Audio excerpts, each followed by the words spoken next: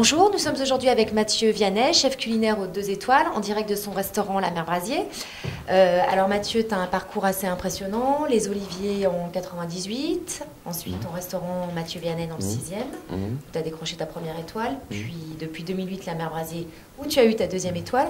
En quelques mots, comment est née ta vocation? La vocation, elle est née naturellement. En fait, quand j'étais adolescent, j'étais en première, je ne savais pas trop ce que je voulais faire. J'ai pu faire un stage dans un restaurant, une étoile à Paris, un bistrot, mais une étoile. Et j'ai adoré ce métier. Voilà, donc j'ai passé mon bac, et après mon bac, j'ai fait un CAP de cuisine. Et ensuite, voilà. Pas commun.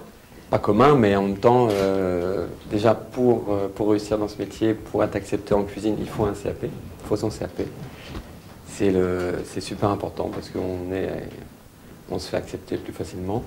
Et ensuite, j'ai fait donc l'école supérieure de cuisine française à Paris, et où j'ai pu faire dans des grands restaurants parisiens. Alors faire revivre une affaire comme La Mer Brasier, c'était pas évident au départ. Pour toi, 3 ans après, c'est un challenge réussi?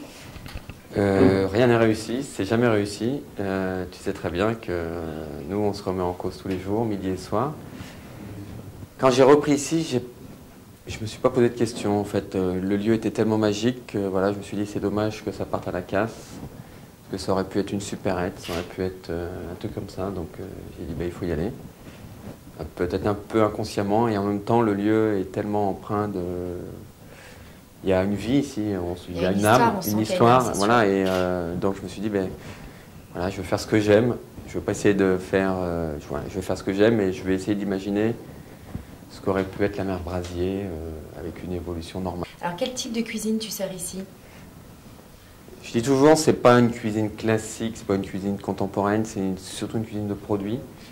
En fait, j'attache avec mon équipe vraiment, ce qui est super important, c'est la qualité des produits, les fournisseurs, et après vous avez les cuissons, vous avez les assaisonnements bien sûr, et mettre en valeur les produits. Et pour moi, c'est vraiment... c'est-à-dire qu'il ne faut pas cacher les goûts. C'est-à-dire qu'on va faire des accords, mais qui vont se mélanger, qui vont sublimer le produit, mais qui ne vont pas aller au-delà du produit. Est-ce que tu as un plat signature bien propre à toi? Le plat signature, c'est le plat de demain. Donc, j'ai pas de... C'est vrai que j'aime beaucoup les... Par contre, j'ai pas de plat signature, par contre, j'ai des produits signature. C'est-à-dire que on a toujours un plat à la carte avec des œufs. Bien sûr, ici, on a la volaille de Mideuil, qui est le plat emblématique, mais depuis toujours, chez La Mer Brasier, qu'on a repris un peu à notre façon. Il y a les huîtres que j'aime beaucoup, parce qu'on peut les faire froides, chaudes, tièdes.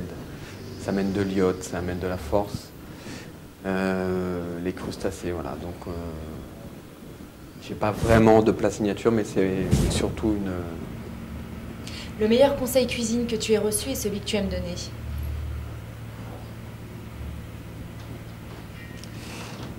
Je pense qu'il faut...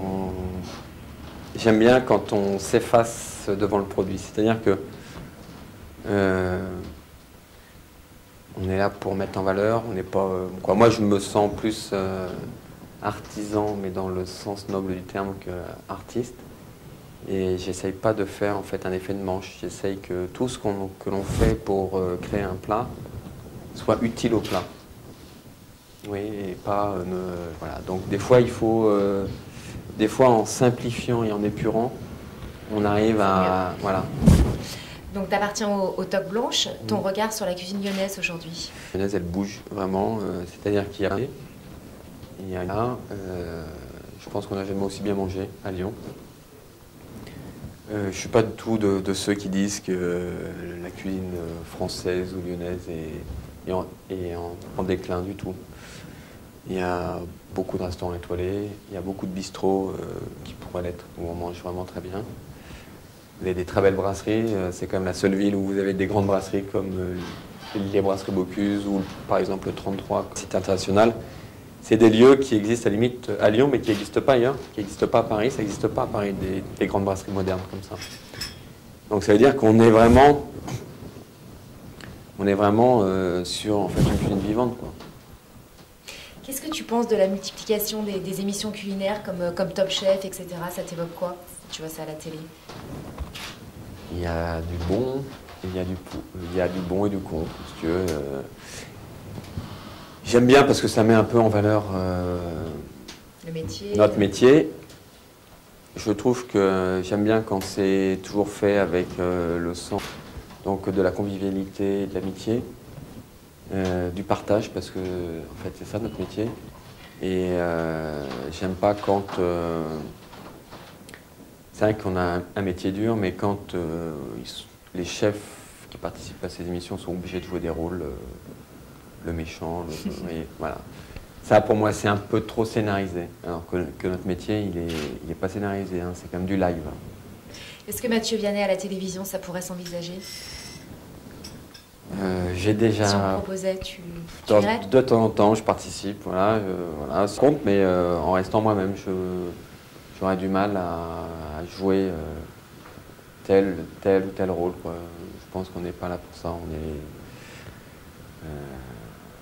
surtout ce que je trouve quand on voit des jeunes qui sont du métier ou pas d'ailleurs et qui font un concours, on a envie de les aider, on a envie qu'ils se dépassent et on a envie qu'ils y arrivent. Donc moi je suis plutôt à aider les gens, quoi. Plus le côté authentique et le côté aide en fait qui t'intéresse. Ouais, et c'est touchant, je trouve, quand on voit des gens qui font un autre métier, qui se sont investis dans ce... Donc en fait, au niveau des émissions là, comme Un dîner presque parfait, tout ça, où il y a un côté un peu plus amateur, je trouve ça assez marrant. Donc aujourd'hui, tu restes concentré sur la haute gastronomie. Tu vises la 3e étoile? Bon, moi je vise rien du tout, je vise un restaurant avec des clients. Une entreprise qui marche bien parce qu'on est 25 personnes, donc il faut que ça travaille. Et mon plus grand bonheur, c'est de voir des clients qui partent avec le sourire et qui reviennent. Et je pense qu'un client qui vient et qui revient, voilà, c'est ça qui fait plaisir et on travaille pour ça, quoi. Après le reste, nous on ne demande rien. Tes projets à venir, est-ce que tu as des projets futurs? Alors, projets à venir, on ouvre avec Christophe Marguin et Frédéric Berthaud. On devrait reprendre la brasserie du théâtre du TNP à Villeurbanne. Donc on va faire une brasserie populaire. Comme on est au théâtre national populaire, on va faire une brasserie populaire. Ah, c'est quoi une brasserie populaire? C'est-à-dire une brasserie abordable, on va dire, pour tout le monde, mais où on ne met pas de côté en fait la qualité du pain, en essayant de faire voilà, quand même des bons produits abordables. C'est prévu pour quand cette ouverture? Mois de novembre. Mois de novembre, ah oui, donc c'est imminent alors. C'est voilà, ça se précise, on va dire. Merci beaucoup Mathieu. Donc on va te souhaiter de te reposer pendant ces vacances pour être en pleine forme pour la rentrée avec tous ces nouveaux projets. Merci Sophie. Merci. C'était Sophie B pour Such a Star en direct de chez La Mer Brasier.